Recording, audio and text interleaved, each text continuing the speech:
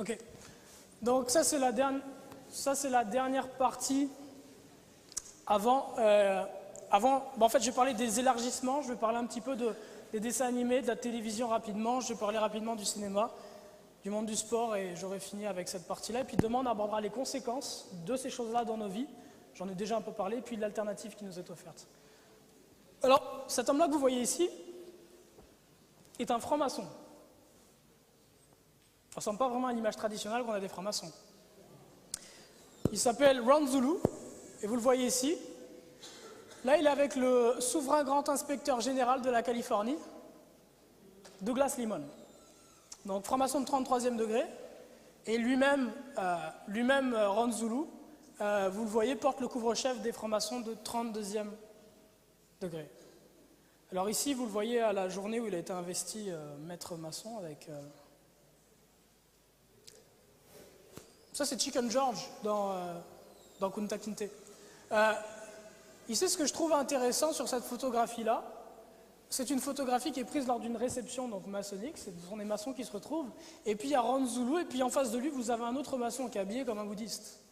En fait, les deux ont fini leur journée. Toute la journée, ils ont travaillé à essayer d'amener des âmes à Lucifer, puis le soir, il arrive. Donc, il y en a qui c'est le bouddhisme, et puis l'autre, je sais pas quoi. Et puis, ils se racontent un petit peu ce qu'ils ont fait dans le jour. Comment est-ce qu'ils ont perdu des âmes. Alors, qu'est-ce que fait Ron Zulu?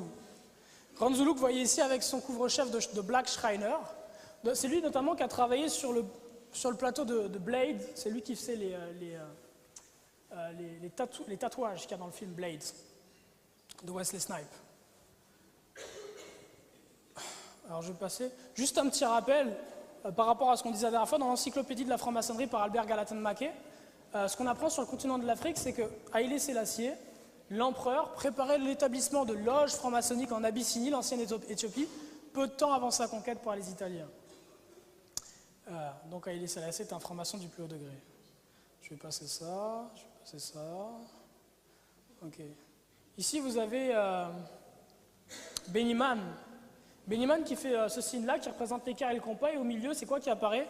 La tête de Jésus. Est-ce que c'est le Christ ou est-ce que c'est l'antéchrist? Au milieu de l'équerre et du compas, c'est quoi qu'il y a normalement? Le G, la lettre G. Et là, il met la tête de Jésus-Christ au milieu. On va regarder le début d'un clip qui s'appelle Reverse Dating.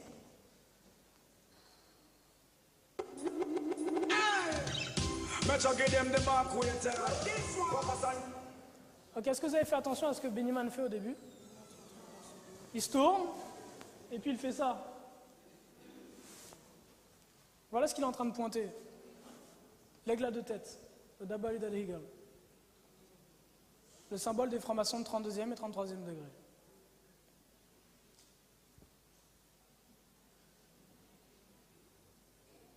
Je vais passer là-dessus, ça c'était dit, ok.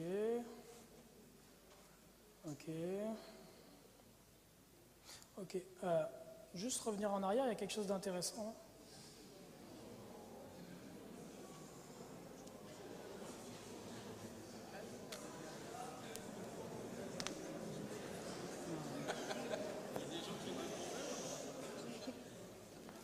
Alors, je suis dans une église qui est antillaise en majorité. La musique des Antilles, c'est le zouk et le compas. Hein. La soca, le raga, le reggae dancehall, toutes ces choses-là. Pour vous donner mon cheminement, moi ça fait 2 ans que je suis baptisé. Ça fait 3 ans et demi que j'ai accepté Jésus dans ma vie. J'ai été baptisé à 2 ans. Donc peu à peu, le Seigneur a commencé un travail dans ma vie, à enlever toutes les mauvaises habitudes que j'avais prises dans ma vie de pécheur et de débauché. Le travail n'est pas fini, il ne sera pas fini tant que Jésus ne sera pas revenu. Là, il y a encore beaucoup de boulot à faire dans ma vie. Mais il a déjà fait pas mal de jobs.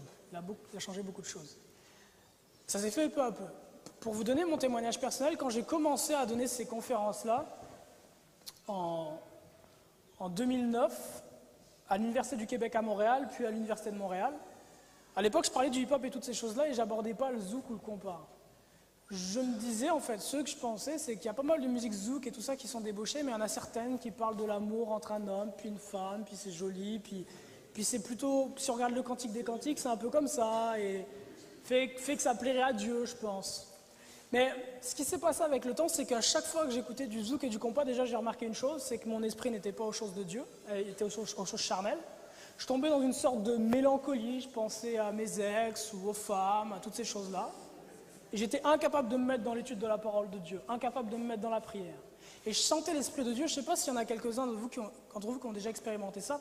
Quand vous êtes à l'encontre de la volonté de Dieu, il y a comme une paix intérieure qui vous quitte, un genre de stress qui commence à vous travailler là. Et puis j'ai dit, bon, c'est peut-être le zouk, mais bon, j'ai dit, je supprime. Et puis quelques mois après, j'ai dit, non, je reprends. Et puis là, Dieu a fait tomber son courroux sur moi. J'ai dit, non, je supprime. Et puis quelques mois après, j'ai dit, non, je reprends. Et puis Dieu a fait tomber son courroux encore pire sur moi. Puis là, j'ai dit, bon, je supprime, et puis depuis, je ne suis pas retombé dedans. Dieu a été miséricordieux. Mais si vous y réfléchissez quelques instants. Alors, les musiques zouk en général, les compas, parlent de débauche. À partir de là, si c'est une question de débauche, vous savez qu'en tant que chrétien, nous ne sommes pas pour écouter ces choses-là. Reste qu'il y a quelques musiques qui ne parlent pas de débauche. Ce sont des belles musiques d'amour, et au niveau des textes, tout a l'air assez correct. Les éléments que j'aimerais avancer par rapport à ces musiques-là, c'est que si je parle des jeunes hommes ou des jeunes femmes, ou même des hommes et des femmes, passer son temps à être centré sur des histoires d'amour, de sensualité, sur des regrets et sur toutes ces choses-là, pensez-vous, est-ce que c'est ce que le Seigneur souhaite que vous ayez à cœur? Pensez-vous que l'apôtre Paul était le genre de gars le soir dans sa chambre en train de penser à sa copine qu'il avait laissée à Jérusalem, puis...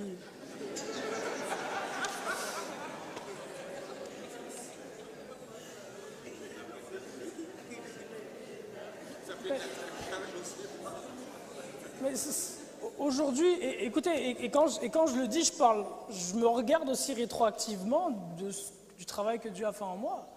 Mais aujourd'hui, quand on regarde de jeunes hommes, des fois on a l'impression que c'est des petites filles. Écoutez ces musiques-là, et puis les hommes de la parole ne sont pas comme ça.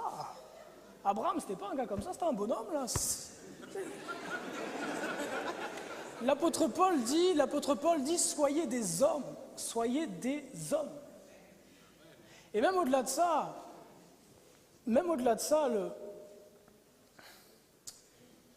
le fait d'avoir vos pensées tout le temps sur ces choses-là vous empêche d'être porté aux choses spirituelles, vous empêche de prendre plaisir à ce qui est spirituel.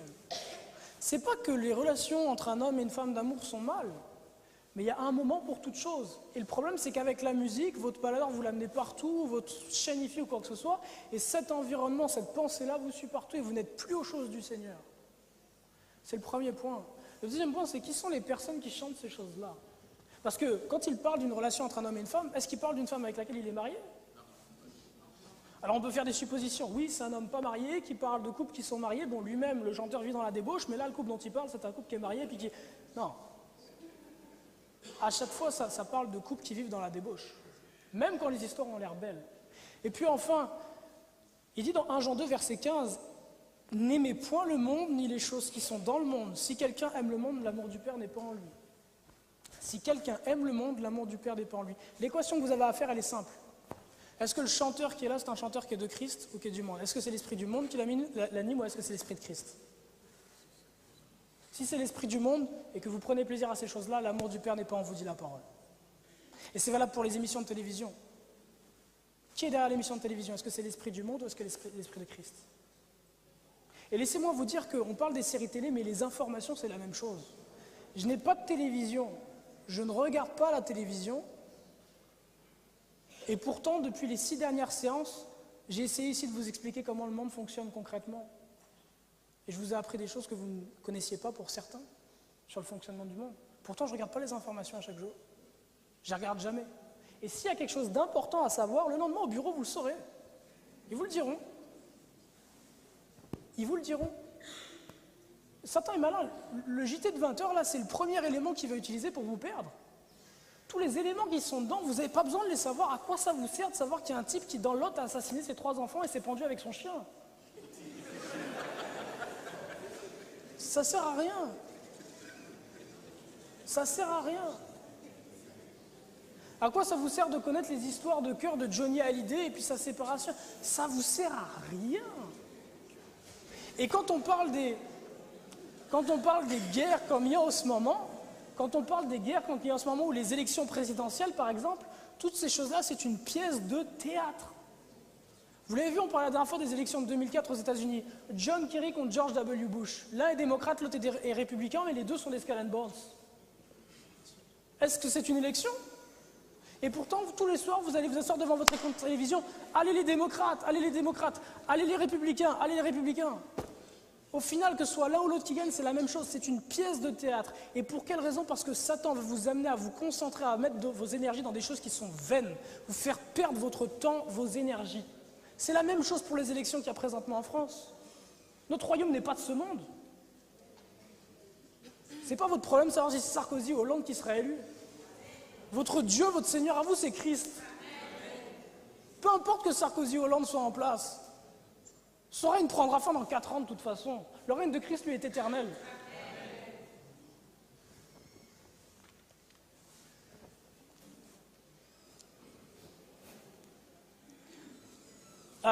Ce qu'on a vu depuis le début, c'est que les francs-maçons, en fait, créent des doctrines pour perdre les gens. Ron Zulu, quelle a été la doctrine ou le mouvement de pensée qu'il a créé? En fait, c'est lui qui a travaillé à vulgariser l'utilisation du tatouage dans les communautés afro-américaines. Si vous vous rappelez un petit peu, dans les années 90, le tatouage chez les Afro-Américains et chez les Noirs, c'était pas très très répandu. Ça a commencé fin 90 et dans les années 2000. Mais auparavant, c'était pas quelque chose de très répandu. Ça a commencé avec qui? Dennis Rodman. Vous vous souvenez de Dennis Rodman? Qui était sur les terrains de basket avec ses bras tout tatoués, etc. Qui est-ce qui a tatoué Dennis Rodman et qui tatouait toutes ces stars-là? À l'époque, c'était Ron Zulu qui les tatouait. C'est lui qui tatouait ces stars-là. Ok, si je reviens en arrière. Ici, vous voyez Ron Zulu avec Dennis Rodman. D'ailleurs, Dennis Rodman a vraiment très très mal tourné. Ici, vous voyez avec Janet Jackson, c'est lui qui tatoue aussi Janet Jackson, ou Mariah Carey, ou Jennifer Aniston, en tout cas toutes les stars. Dans la Bible, Lévitique 19, verset 28, il dit « Vous ne ferez point d'incision dans votre chair pour un mort et vous n'imprimerez point de figure sur vous, je suis l'Éternel. » La Bible interdit formellement de se faire des tatouages. C'est interdit par la parole de Dieu. Aleister Crowley lui dit « Fais ce que tu veux, là est la loi. » Alors vous avez le choix, vous pouvez écouter ce que dit Dieu ou ce que dit Aleister Crowley. Laissez-moi vous dire qu'il y en a un seul des deux qui vous offre la vie éternelle. L'autre, il vous emmène droit en enfer. Dieu n'a pas changé, il est le même qu'hier. Il avait les tatouages en abomination hier, il les a encore en abomination aujourd'hui. Il vous a donné un corps qui est parfait, rien ne sert d'y rajouter quoi que ce soit. Vous pouvez choisir de ressembler à ça ou de ressembler à ça.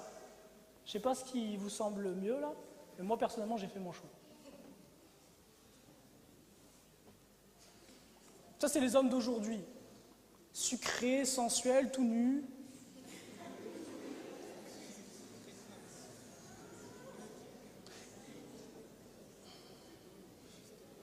Ça, c'est ce à quoi doit ressembler un homme.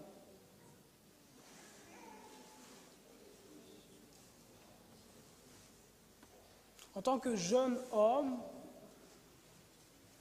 le focus de nos pensées, ça doit être de rendre gloire à Dieu et de se préparer au ministère et, si Dieu nous y appelle, à être de bons pères de famille. Pas de serrer des copines à droite et à gauche.